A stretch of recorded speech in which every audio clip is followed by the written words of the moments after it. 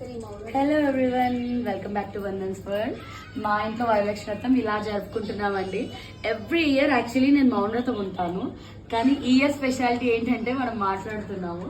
So అలా అలా కుదిరింది ఈ ఇయర్.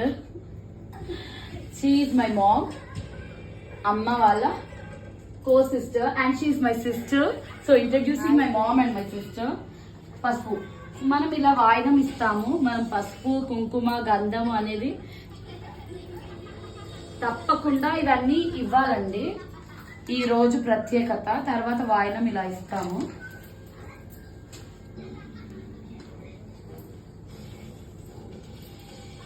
అండ్ వాయినం ఇచ్చేటప్పుడు ముఖ్యంగా గమనించాల్సింది ఏంటి అంటే ఈ తొడిమల పాటు మన వైపు ఉండాలి. సో ఇవి మన వైపు ఉండి ఇలా పట్టుకొని ఇచ్చినమ్మ వాయినం. సో అలా చెప్తూ ఇయ్యాలండి, అది రూల్.